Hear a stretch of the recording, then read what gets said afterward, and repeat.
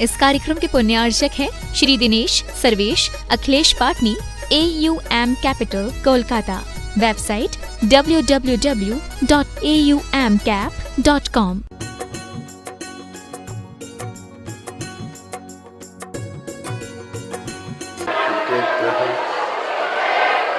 ओम नमः सिद्धेभ्यः। अहिंसा परमो धर्म की। आचार्य गुरुवर श्री कुंद भगवान की। आचार्य गुरुवर श्री ज्ञान सागर मुनि महाराज की।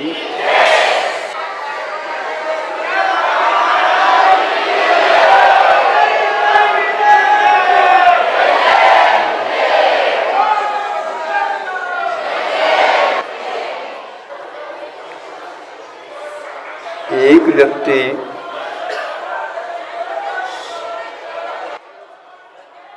रेडियो चला रहा था,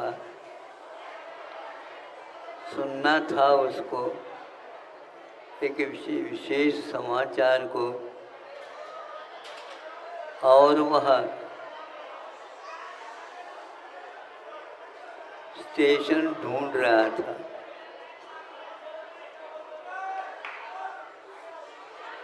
फिर इसके उपरांत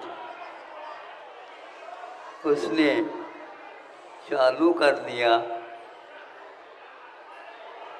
तो वह स्टेशन कुछ बोल तो रहा था, किंतु उसके साथ दूसरा भी कोई सुनने को मिल रहा था। सुनो, वह सुनता सुनता कुछ दूसरा भी सुनने लगा। उसको ऐसा ज्ञात हुआ, संभव है ये दोनों स्टेशन एक साथ चालू है। एक ऐसी बात हो सकती है। तो दूसरे उसके मित्र ने आकर के देखा, देखो जिस स्टेशन पर ये गीत लगता है, आप जो सुनना चाहते हैं नहीं सुन पाओगे, क्योंकि वह भी वहीं पर पास है। लेकिन एक बाल का अंतर होने से विविध भारती से सिलोन का स्टेशन चालू हो गया।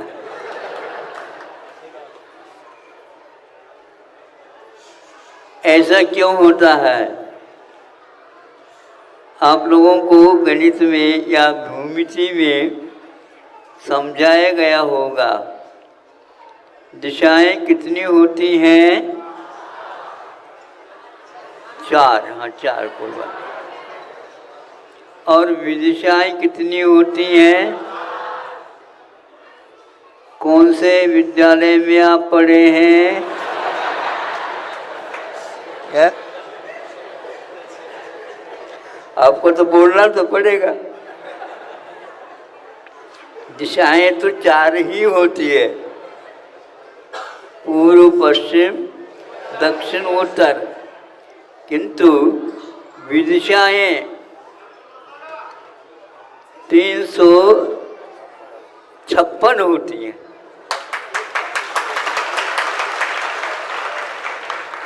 समझ में आ गया? इसलिए हम कोई भी चीज समझना चाहते हैं, उसको उस स्थान में समझें, उस काल में समझें, उस हेतु से समझें और दूसरे को समझाना बंद कर दें। तब कहीं जाकर के हम इष्ट दिशा में पहुंच सकते हैं।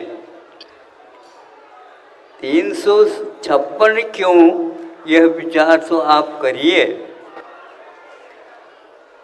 पूर्व तो पूर्व में ही होगी, किंतु पूर्व से एक बालमानकन का भी अंतर आएगा, वह विदिशा के कोटि में चला जाएगा। उसको हम दिशा नहीं कह सकते, उसको हम विदिशा कहेंगे। आप लोग आए हैं, कहाँ से आए ये पता नहीं,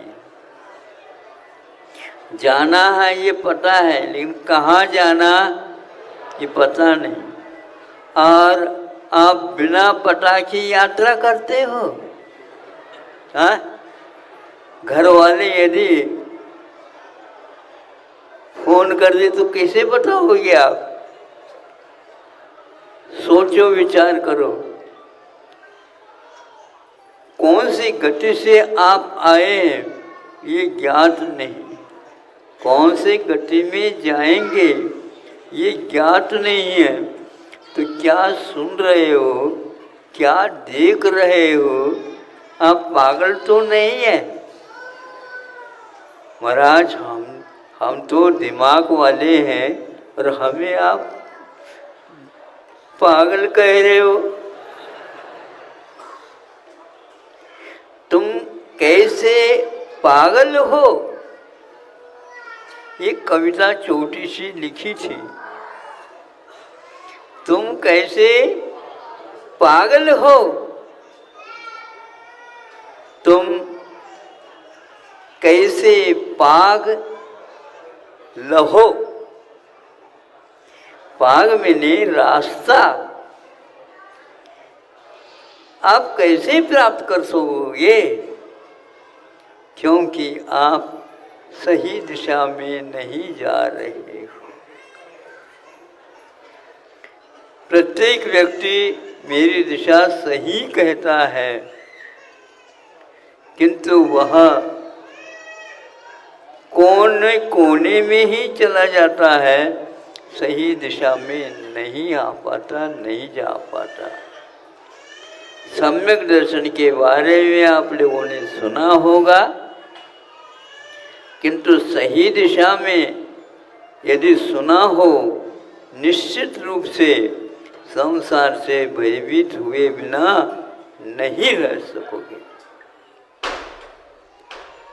क्या आपने काल की छोर के बारे में कभी सुना है? पर क्या पढ़ते हो आप? क्या पढ़ाया जाता आप लोगों को? क्या कभी आपने क्षेत्र विषय अथवा यूं कह दो, इस क्षेत्र का अंत कहाँ होगा, यानी आकाश का अंत नहीं होता और एक प्रकार से काल का अंत नहीं होता। प्रति समय काल के निमित्त से आप चल रहे हैं, किंतु आप गंतव्य तक अभी तक नहीं पहुंच पाए। गंतव्य तक यदि नहीं पहुंच पाए तो आगे क्या ठिकाना है आप लोगों का? आप किसी को मित्र बनाना चाहो, आपसे भी ज़्यादा वो बड़ा पागल है। दूसरे को और चाहो, उससे भी और पागल मिलेंगे। आपकी दृष्टि कैसे समीचीन बनेगी? मैं पागल नहीं हूं। कोई कह देगा वृक्ष पहले था, तो वृक्ष आया कहाँ से? बीज से। बीज बोते हो, अंकुरित तो होता है, बीज गायब होता है, पौधा खड़ा हो जाता है। लेकिन बीज का वह बोध दिला रहा है, मैं उस बीज का फल हूँ, संतान हूँ, और संतान आगे होंगे, इसमें से बीज निकलेंगे तब। फिर ऐसी स्थिति में आप संसार में भटक रहे हो, सही गंतव्य तक कब पहुँचोगे? तो आचार्य कहते हैं बीज को नष्ट किया जा सकता है। एक बार बीज अंकुरित होने की योग्यता को खो देगा, फिर उसका अंत हो जाएगा। आप राग द्वेष कर रहे हैं, इसके पीछे भी यही हेतु है। भूल करके राग द्वेष हो जाते हैं, उसका फल सही नहीं मिलता है, तो पुनः राग द्वेष हो जाते हैं और इसके कारण कर्मों का फल बंध को प्राप्त हो जाता है। इस बंध के साथ आप लोग अंध हो करके अभी प्रवास कर रहे हैं। आपको ही नहीं कह रहा हूँ, मैं भी उसी लाइन। कौन ऐसा बचा है? तो वही बचा है जो भगवत स्वरूप है। हमारे पास भगवान बनने की क्षमता तो है, किंतु ऐसे भी जीव हैं जिनके पास भगवान बनने की क्षमता नहीं है अथवा उसको प्राप्त नहीं कर सकते।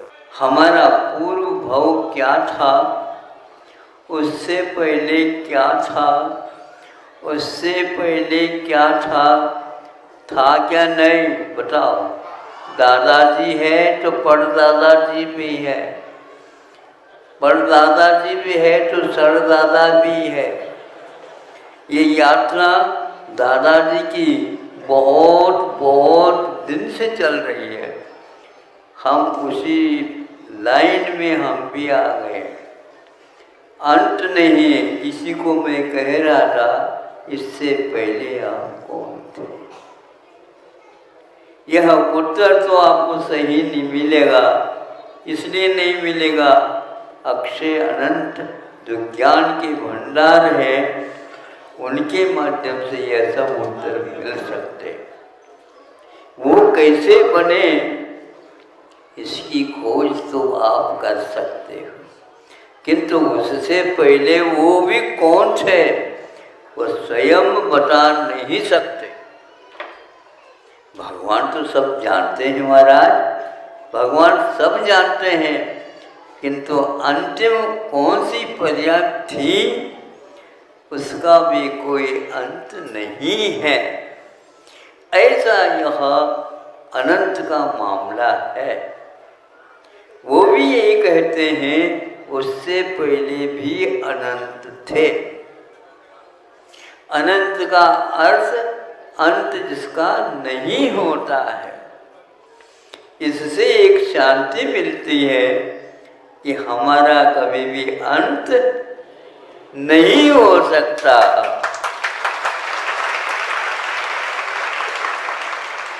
तो हम मरण के भय से जो डरते हैं, वह पागलपन है क्या नहीं?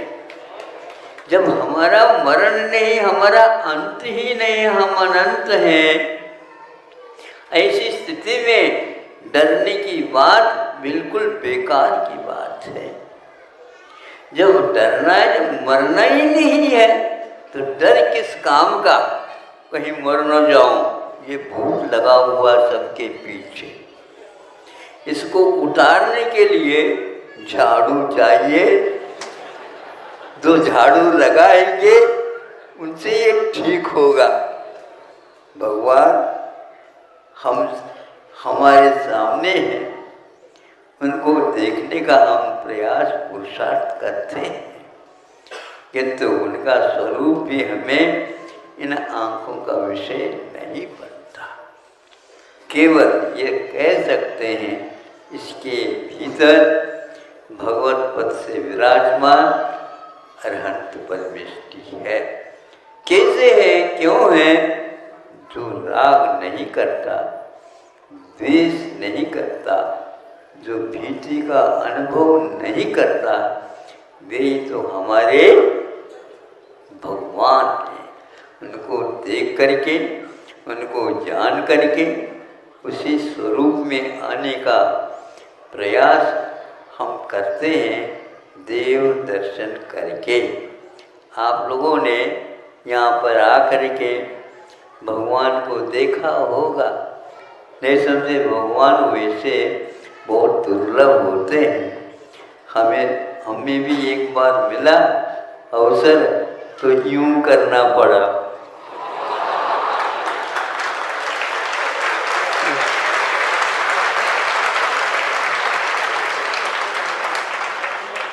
तब लगा वस्तुतः भगवान बहुत ही दुर्लभ है।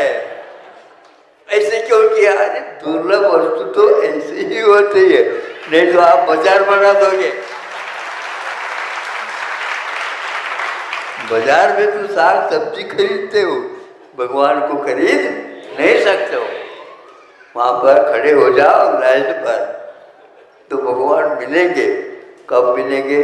लाइन पर रहोगे तो मिलेंगे, नहीं है तो नहीं मिलेंगे। यही इसी क्षेत्र का मात्र अतिशय है,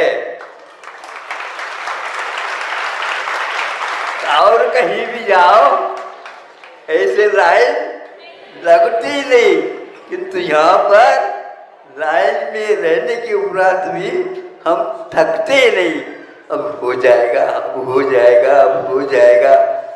वहाँ पर घूस देने का प्रयास न करें, क्योंकि वहाँ पर कभी घूस मिलती भी नहीं और दे भी नहीं जाती है।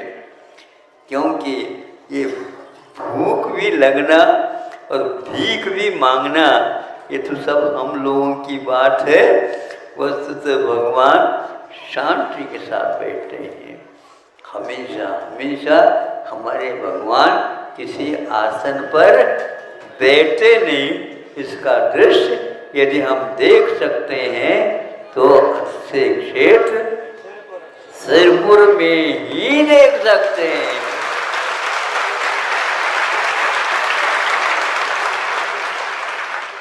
ये भी सुनो, इस महाराष्ट्र में 5-6 सिरपुर है। तो वो जो कभी टिकट खरीदने वाला होता है वह धुलिया के पास या और कहीं किसी के पास, और इनके पास कौन सा गाँव है? मालेगांव। मालेगांव भी 5-6 हैं बताते हैं। ऐसा ये महाराष्ट्र है। हमें भी बहुत दुर्लभता से मिली है, हमने तो वंदना की है। अब आप लोग भी अच्छे ढंग से वंदना कर लो। जहाँ से आए हो उनको कह दो अद्भुत है, दुर्लभ है। ऐसे ही अंतरिक्ष पार्श्वनाथ भगवान का दर्शन है। आयुषा परमो सिद्धेभ्यः ओम नमः सिद्धेभ्यः ओम नमः सिद्धेभ्यः। अहिंसा परमो धर्म की। आचार्य गुरुवर श्री कुंद कुंद भगवान की। आचार्य गुरुवर श्री ज्ञान सागर मुनि महाराज की। आप लोगों ने स्वतंत्रता का दुरुपयोग किया।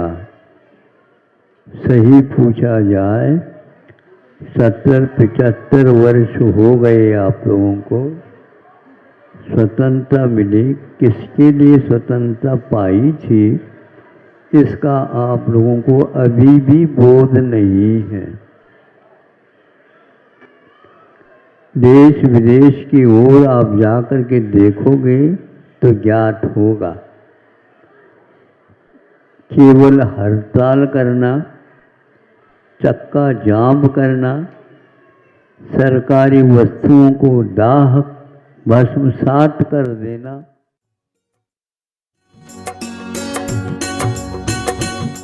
एक छोटे से क्षेत्र पर आप सब लोगों की पर्याप्त व्यवस्थाएं नहीं हो पा रही है और आचार्य का ये चौमासा हो रहा है और इस चौमासा में पर्याप्त व्यवस्था नहीं, लेकिन आगामी काल में आचार्य के और भी चौमासा शिरपुर जेल में हो सकते हैं और उस समय आप सब लोगों को रुकने की व्यवस्था, रहने की व्यवस्था अच्छी से होनी चाहिए। इसलिए धर्मशाला भी बना रहे हैं। 400 कमरों की एक धर्मशाला बनने जा रही है। उसके लिए एक कमरे के लिए 2,51,000 रुपए की दान राशि रखी गई है। 2,51,000 रुपए की राशि का एक कमरा आज बुक करके अगले चौमासा का कमरा आज ही आप बुक कर सकते हैं। इसलिए आप एक कमरे का भी यहाँ स्वीकृति देते हैं तो भी आपको आज आचार्य को शास्त्र करने का अवसर मिल जाएगा। संत निवास के रूप में, धर्मशाला के रूप में पत्थर के भी 150 कमरे बन रहे हैं, जो पूरे पत्थर के रहेंगे, पीले पत्थर के कमरे। ऐसे कमरों के लिए राशि रखी गई है 5,05,000 रुपए की। मुनि निवास, त्यागी निवास में एक कमरा आप दान में दे सकते हैं। आज के दिन इसमें आपके द्वारा या मंदिर निर्माण में इस योजना में दान राशि आती है तो आपको आचार्य को शास्त्र करने का अवसर मिल सकता है। इसलिए आप जल्द से जल्द नाम लिख करके भेज दीजिए। आचार्य जी अभी विराजमान हो रहे, जल्दी आपको विराजमान होने के बाद आपके कर कमलों से आचार्य को शास्त्र दान करवाया जाएगा। इसके लिए यहाँ प्रतिमा जी, वेदी जी या छत्र चामर भामंडल ऐसा आप दान स्वीकृति देकर आचार्य को शास्त्र दान कर सकते हैं। नाम जल्द से जल्द लिखवा करके भेजिए। काय द्यायचं है? कौन वो हाथ कर रहे बाहर, देखो एक एक को। सचिन बानापुरा मध्य प्रदेश वाले, अंदर आना है आपको। उनको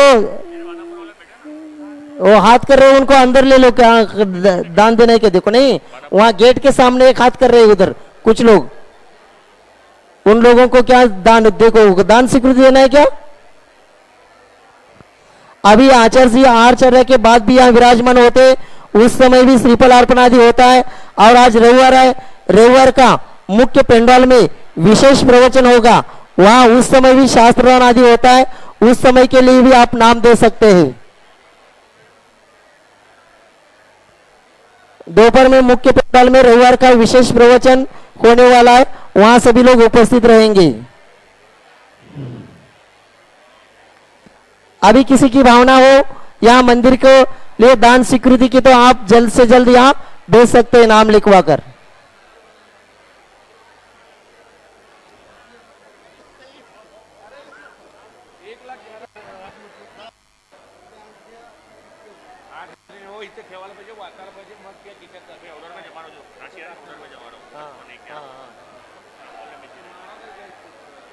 चाचा से लेट क्यों हो रही?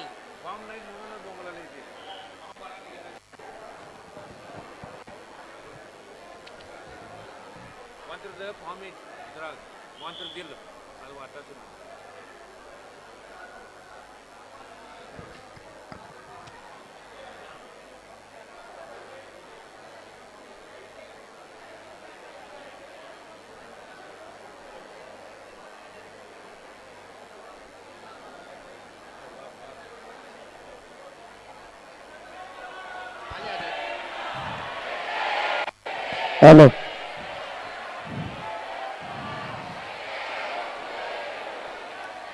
जय परम पूज्य संत स्वामी आचार्य भगवान विद्यासागर जी महामुनि राज की। बढ़वा की आवाज बढ़वा। जय परम पूज्य संत स्वामी आचार्य भगवान विद्यासागर जी महामुनि राज की, समस्त आचार्य संघ की। आज के दिन आचार्य जी को शास्त्रदान करने के लिए यहाँ निमंत्रित करते हैं श्रीमान राजकुमार जी जैन, जगदलपुर वाले, नयापारा जगदलपुर वाले। इन्होंने आज के दिन त्रिकाल चौबीसी की एक प्रतिमा जी 21 लाख रुपए की दान स्वीकृति दिए। वे आए और आचार्य को शास्त्रदान करे। जगदलपुर वाले राजकुमार जी जैन और सपरिवार आकर के आचार्य को शास्त्रदान करे।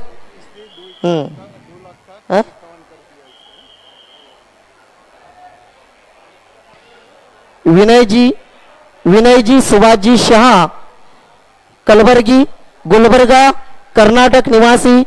इन्होंने भी सोसकोट जिनालय में एक सोसकोट जिनालय 3,51,000 रुपए की दान राशि की स्वीकृति दिए। वे भी आए और आचार्य को शास्त्रदान करे। विनय जी शाह, गुलबर्गा, कलबर्गी। निखिल अजित पाटिल, श्रीमती नंदा अजित पाटिल, सांगली महाराष्ट्र निवासी। इन्होंने भी सोसकोट की एक जिनालय 3,51,000 रुपए की दान स्वीकृति दिए। वे भी आए और आचार्य को शास्त्रदान करे। प्रेमचंद्र सचिन गोलकचंद जी जैन बानापुरा, इन्होंने भी एक 2,02,202 की खड़गासन की प्रतिमा यहाँ सेसकोट जिनालय में विराजमान करने का संकल्प किया है। वे भी आए और आचार्य को शास्त्र प्रदान करे। क्षितिज परिधि अरुण अंजू जैन जयपुर निवासी, इन्होंने भी सेसकोट का एक जिनालय 3,51,000 रुपए की दान राशि की स्वीकृति दिए। वे भी आए और आचार्य को शास्त्र प्रदान करे। सम्मेद राजगोंडा पाटिल, इन्होंने छत्र चमर महामंडल के लिए दान स्वीकृति दिए। वे भी आए और आचार्य को शास्त्र प्रदान करे। संजय राजा जैन सुरजीत जैन मुंबई निवासी, ये रेली पटनागंज के हैं, इन्होंने भी 2,02,202 रुपए की एक प्रतिमा जी सेसकुट में विराजमान करने का संकल्प किया है। वे भी आए और आचार्य को शास्त्र प्रदान करे।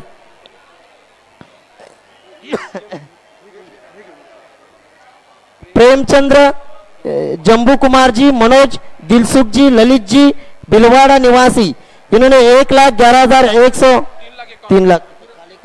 3,51,000 रुपए का एक सेसकुट जिनालय निर्माण करने का भाव रखा है। वे भी आए और आचार्य को शास्त्र प्रदान करे। राजेंद्र कुमार धर्मचंद्र अजमेरा कोपरगांव निवासी, इन्होंने भी छत्र चमर महामंडल के लिए राशि दी है, स्वीकृति दी। वे भी आए और आचार्य को शास्त्र प्रदान करे। श्रीमती कुसुमदेवी पांडे, मनोज, रीता, अंकित, अमृता, श्रेया, श्रुति पांडे मुंबई निवासी, इन्होंने भी 55,555 की यहाँ दान स्वीकृति दी है छत्र चमर महामंडल के लिए। वे भी आए और आचार्य के चरणों में श्रीफल अर्पण करके आशीर्वाद प्राप्त करे। शांतिनाथ दिगंबर जैन मंडल, सन्मति महिला मंडल, बजाज नगर औरंगाबाद, यहाँ पूजन के लिए आए हैं। वो महिला मंडल ने भी ये यहाँ दान स्वीकृति दिए। वो जहाँ है वहीं से सभी नमस्तु करेंगे। आगे केवल एक प्रतिनिधि आगे आएंगे महिला मंडल के और आचार्य के चरणों में श्रीफल अर्पण करके आशीर्वाद प्राप्त करेंगे। बाकी महिला मंडल जहाँ है वहीं से नमस्तु करेंगे।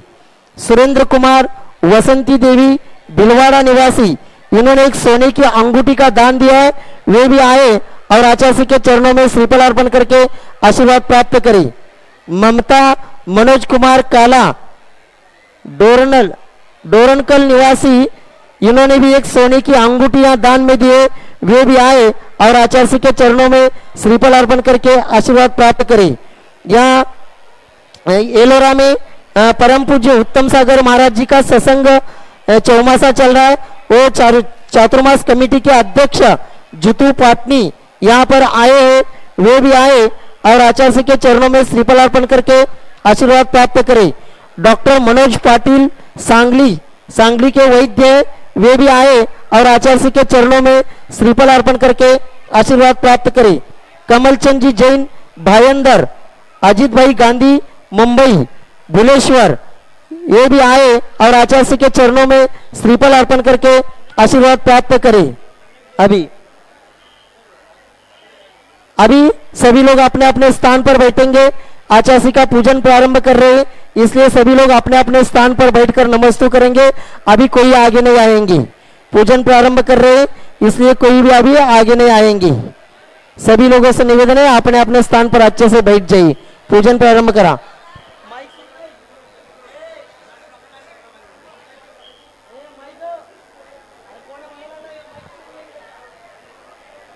पूजन का माइक अशोक भैया, पूजन का माइक शुरू नहीं है।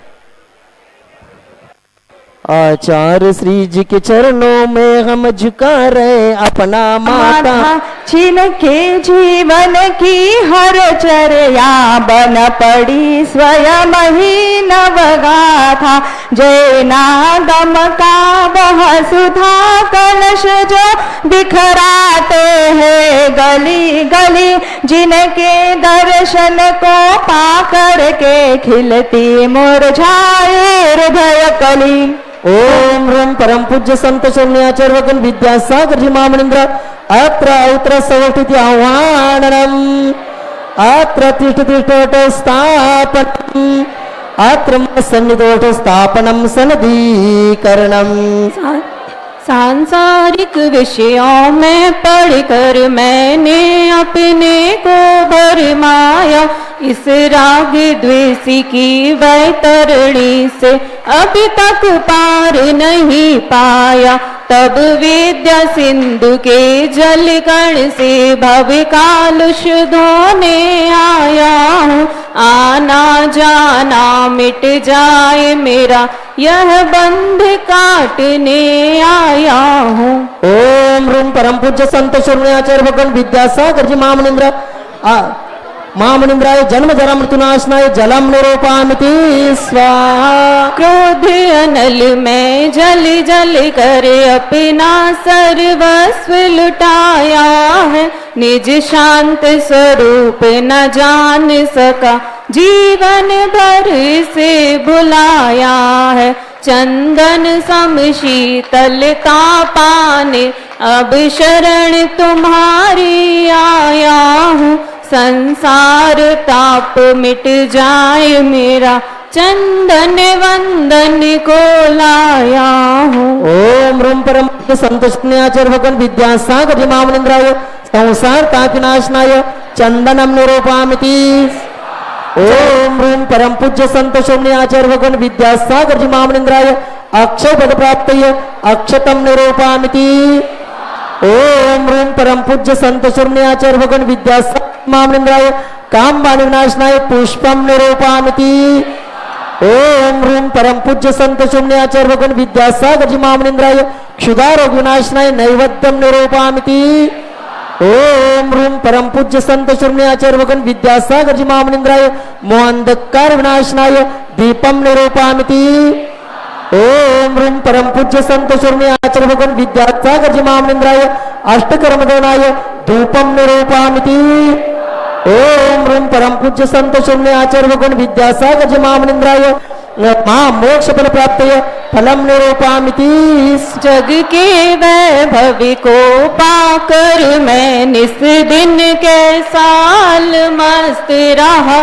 चारों गतियों की ठोकर को खाने में ही अभ्यस्त रहा। मैं हूँ स्वतंत्र ज्ञाता दृष्टा, मेरा पर से क्या नाता है। कैसे अनर्घ्य पद पा जाऊं यह भक्त भावना भाता। ओम रूम परम पूज्य संत शून्याचार्य भगवान विद्यासागर जी महामनिंद्राय अनर्घ्य पद प्राप्तये अर्घ्यम निरूपामिति स्वाहा। नमस्तु भगवान नमस्तु नमस्तु नमस्तु। ओम नमः शुद्धेभ्यः ओम नमः शुद्धेभ्यः ओम नमः शुद्धेभ्यः।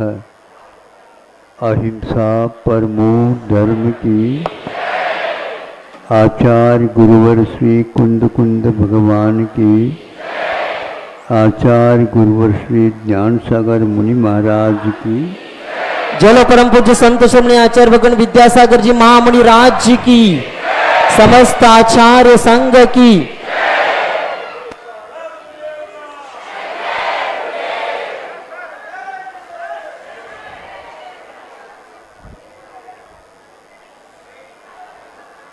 आप लोग गाड़ी में बैठ कर के आते हैं और चले जाते हैं। कल एक वाक्य हमने कहा था, उसको थोड़े से गौर से आप देखो। वह यह है कि रेलगाड़ी में या और कोई भी गाड़ी में जब यात्रा करना चाहते हैं तो उसके लिए टिकट अनिवार्य होता है ना। उसके बिना चढ़ते क्या? चढ़ते नहीं। किंतु उसके साथ साथ जब भीड़ ज़्यादा हो जाती है तो हम व्यवस्थित कैसे चलें, यात्रा करें, उसके लिए एक रिजर्वेशन भी होता है। ये भी ठीक है। अब रिजर्वेशन को आप टिकट मानते हो क्या? रिजर्वेशन यदि हो गया तो टिकट लेने की क्या आवश्यकता है? नहीं, टिकट लेने के उपरांत भी भीड़ से यदि बचना चाहते हैं, आराम के साथ चलना चाहता तो रिजर्वेशन अनिवार्य।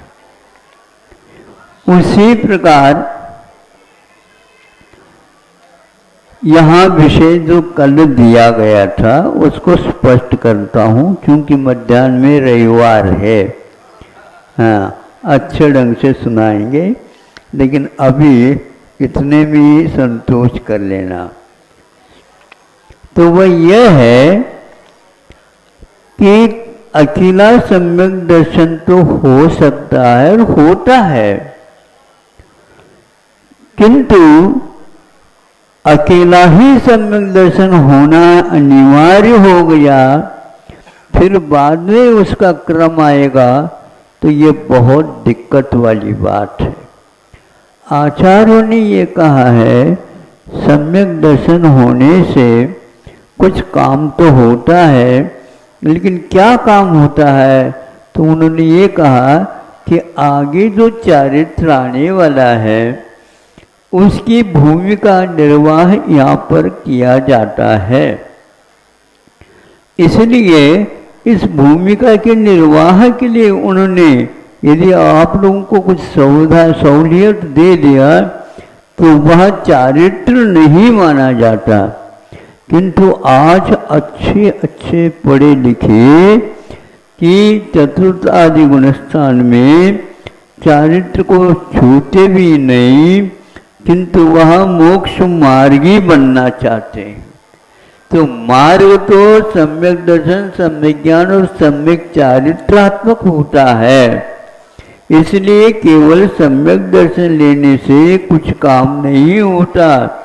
सम्यक दर्शन वह काम तब करता है जब आप उससे ऊपर उठ करके गाड़ी में बैठना चाहते हैं, उसके लिए टिकट भी लिया जाता है। रिजर्वेशन अभी भले कर लिया गया। रिजर्वेशन को जिस प्रकार टिकट नहीं मानते, उसी प्रकार अविरक्त सम्यक दृष्टि को मोक्ष मार्ग नहीं मान सकते। उम्मीदवार है। और लेटिंग दृष्टि क्या बोलते हैं आप लोग? प्रतीक्षा करो, वेटिंग करो, लेकिन लेटो नहीं। हाँ, वो कभी भी गाड़ी आ जाए, तैयार हो गए तो मिल जाएगा, लेकिन यह आवश्यक है। तो बिना चारित्र का आज कुछ यात्री यात्रा करना चाहते हैं, हम तो समझते हैं उनका भाग्य फूटा है। इसलिए फूटा है, सब लोगों के सामने कान पकड़ करके स्टेशन के ऊपर उठक बैठक किया जाता है, कराया जाता है। फिर इसके उपरांत उसको वहां से पहले भगाया जाता है। मोक्ष मार्ग की चर्चा यदि करना चाहते हो, मौन बैठ करके आप सुनो, उसके लिए अलग पूंजी की आवश्यकता है। किंतु फिर भी आज एक और ऐसा अवसर मिला है कि ध्यान लगाना अनिवार्य है। मोक्ष मार्ग में जो है रहता है, वह ध्यान लगाता है, तो वह मोक्ष मार्ग दो प्रकार के, एक व्यवहार और एक निश्चय, एक भेद और एक अभेद, ऐसे आचार्यों ने भेद किए हैं। इन दोनों मार्गों का लाभ कब होता है? तो ध्यान लगाने से। तो वह अविरत सम्यदृष्टि होकर के ध्यान लगाना चाहते हैं, ये भी उनका अर्थ को नहीं समझने का ही एकमात्र परिणाम है। क्योंकि दुविहंपि मोक्ष मग्गे ध्याने पाउण जब मुनि नीमा, ये कहा, तो वह नियामक हो जाता है। ध्यान के काल में मुनि महाराज को दोनों प्रकार के मोक्ष मार्ग होते हैं, और यह अविरत सम्यक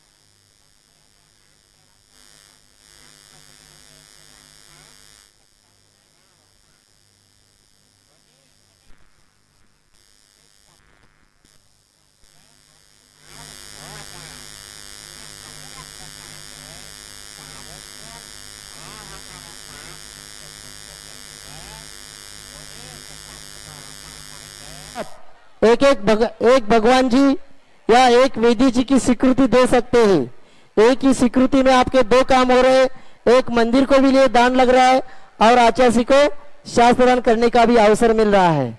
इसलिए आप सभी लोग जल्द से जल्द नाम भेज सकते हैं।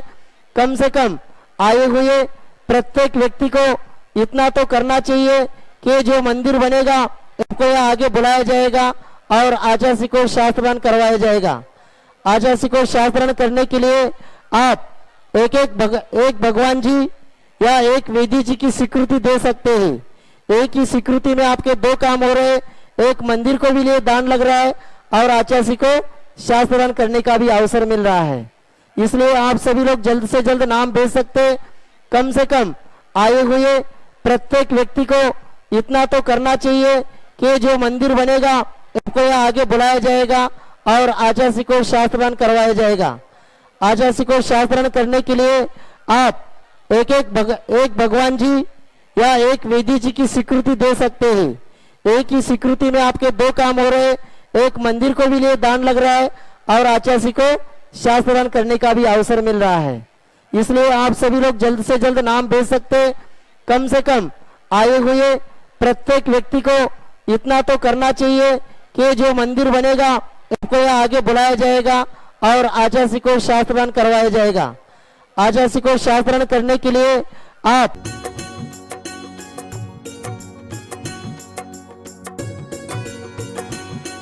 हिंसा को धर्म मानना, पशुओं का वध करना आदि आदि इतने भयानक है, आज कोई भी वह संख्या बची नहीं।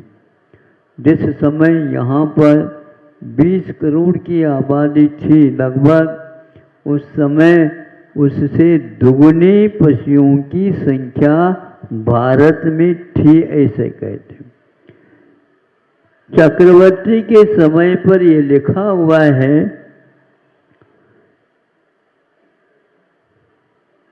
3 करोड़ गाय नहीं, 3 करोड़ गौशालाएं थी।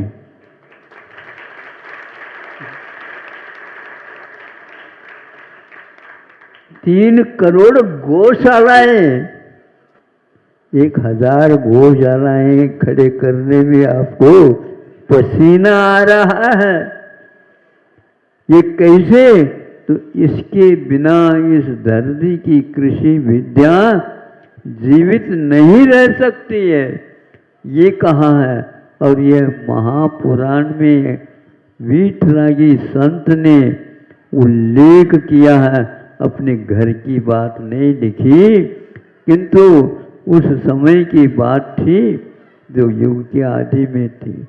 3 करोड़ गौशाला, एक गौशाला में कम से कम भी 10,000 एक व्रज माना जाता था, होती थी।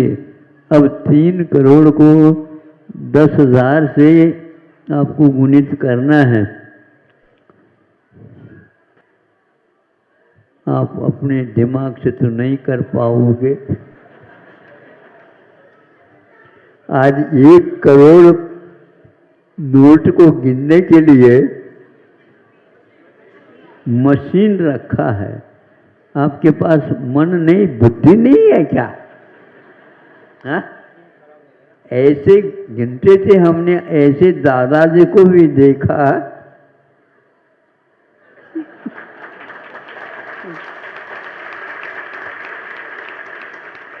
और इधर उधर भी देखते थे वो, और ये करता था। और आपको मशीन चाहिए। ये सब क्या हो रहा है? स्मृति भी चली गई है। स्मृति यदि चली गई, लेन देन कैसे करोगे? हमें बताओ।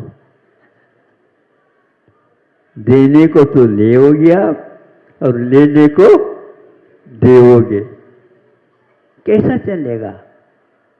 इसलिए गांधी जी ने ये तो प्रतिज्ञा की थी, मैं यदि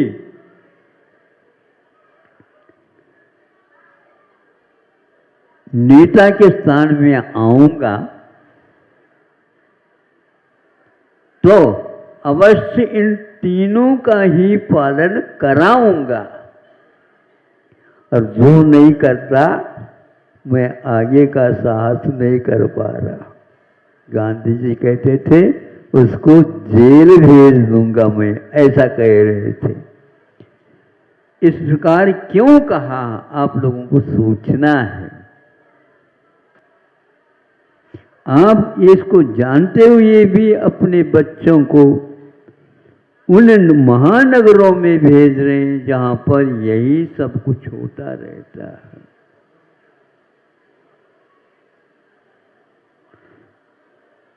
सीमा परिसीमाओं से क्या आ रहा है आप लोगों को मालूम नहीं,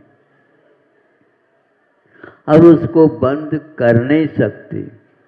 जो बंद करने के लिए आगे आएंगे उनको भी वो ही पिला देते हैं, वो ही खिला देते हैं, और वो भी उसी लत में आ जाते हैं। अच्छा नहीं लग रहा, स्वतंत्रता और ये बातें हो रही हैं। इसलिए आप अहिंसा के विषय में सोचिए।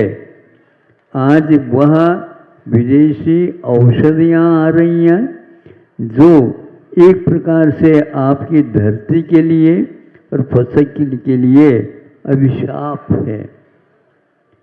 आज प्रधानमंत्री महोदय ने कहा, बताते हैं यहाँ पर जैविक खेती, इसको क्या बोलते हैं आप लोग?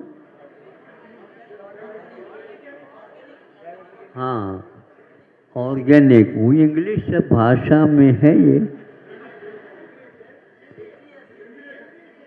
हाँ, इसको यूं कह दो, भारतीय कृषि विज्ञान के बारे में उन्होंने बात कही है, जो आज की नए पहले की बात कही है। उसके बिना ये भारत कभी भी शांति का श्वास नहीं ले सकेगा। अब उनको समझ में आ गया, इससे पहले आते तो बहुत कुछ और काम करते हैं। लेकिन आप मतदान किसको कर रहे हैं, दे रहे हैं, इसको याद करने की बात है। उन्हीं व्यक्तियों को भेजा जाता वहाँ पर, जैसे हम कहेंगे उसके अनुसार वहाँ पर बैठ करके काम करेंगे। लेकिन आज यह विपरीत हो रहा है।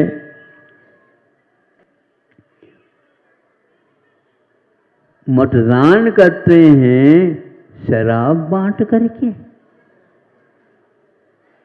मतदान करते हैं नोट दे करके, और वह सपोर्ट भी करता और नोट भी लेता, और ज़्यादा कम को कम नहीं करेगा तो सोट भी दिखाता। चुप रहो, हमने इसको खरीदा है। ये सब क्या है? ये अच्छा नहीं है। पढ़ा लिखा होता नागरिक कहलाता है। नगरों में रहने मात्र से नागरिक नहीं होता, तो गांव में रहने वाले तो अनागरिक है क्या? कोष में तो ऐसा मिलने लगा। नहीं, सबके लिए नागरिकत्व जब है तो आप नगरों में रहने वालों को ही नागरिक क्यों घोषित करते हो? लेकिन ध्यान रखो, नगरों में रहने वालों का जीवन गांव में रहने वालों के माध्यम से चल रहा है।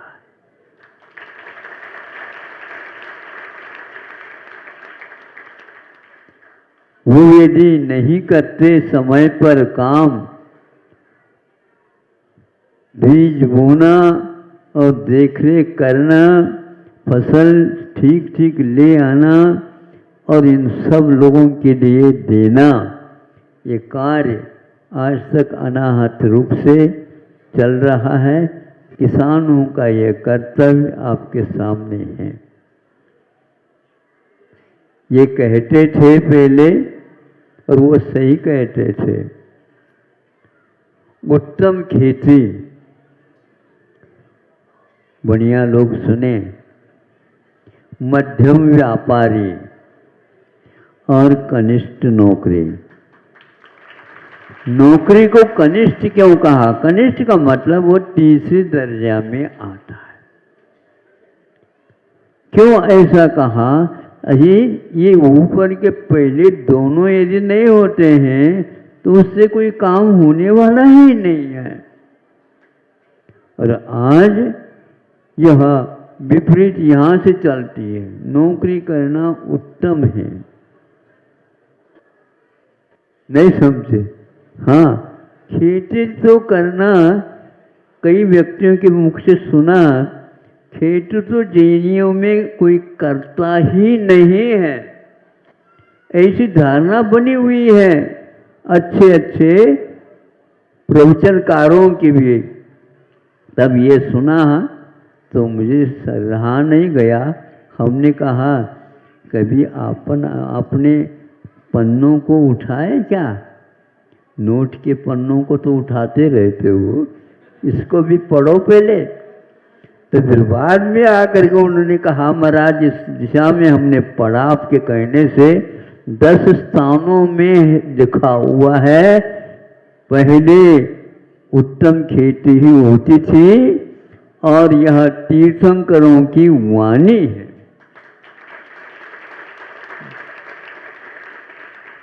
शशांश कृष्यादिषु प्रजा, प्रजा को कृषि आदि में पहले सर्वप्रथम शशांश शासित किया था और आप लोग उसको मूल करी को उसका कोई महत्व नहीं रखा।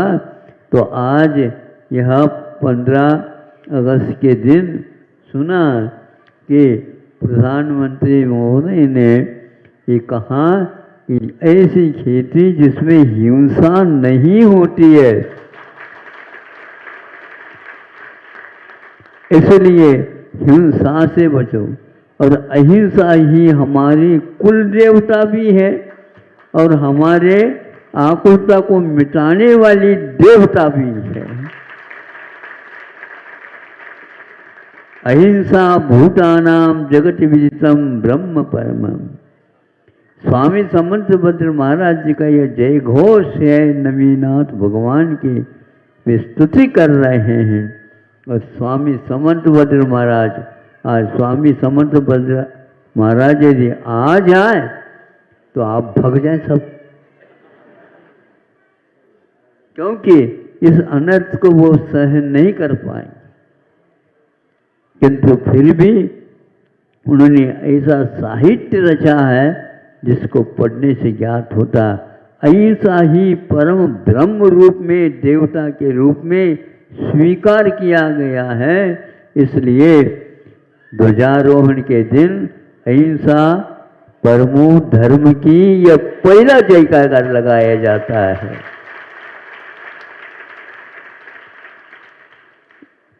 तालियां तो हमने बहुत सुन ली,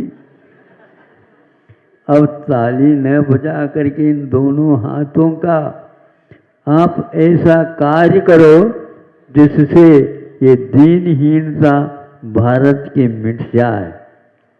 एक व्यक्ति ने कहा महाराज हम लोगों को संबोधित करते हैं, उसमें ऐसा कोई नारा दे दो। अच्छा नारा दे दो। मैं कहता हूँ उस नारे के बदले में आपको किनारा चाहिए कि नहीं? बोलो। ऐसा नहीं कि धर्म से आप किनारे हो जाओ। नारा चाहते हो सुन लो, आप भी सुनना चाहो? हाँ बिल्कुल सुनो, अब सावधानी से सुनो। महाराज एक नारा दे दो हमें ताकि प्रचार प्रसार अहिंसा का भी हो जाए। तो हमने कहा रुको रुको उधर कुछ नहीं कह रहा हूं, सुनो पहले तो। रुको रुको, लौट चलो लौट चलो लौट चलो।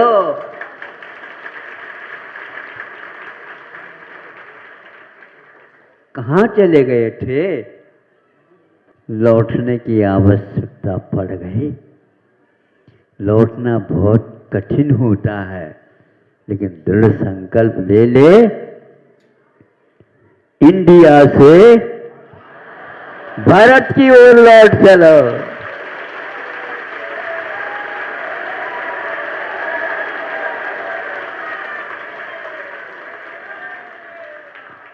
ये बात, ये नारा हमारा वह केंद्र तक पहुंच जाए, ताकि जो वहाँ पर 15 अगस्त मना रहे हैं उनको भी सुध आ जाए कि भारत की पहचान ही समाप्त हो गई है।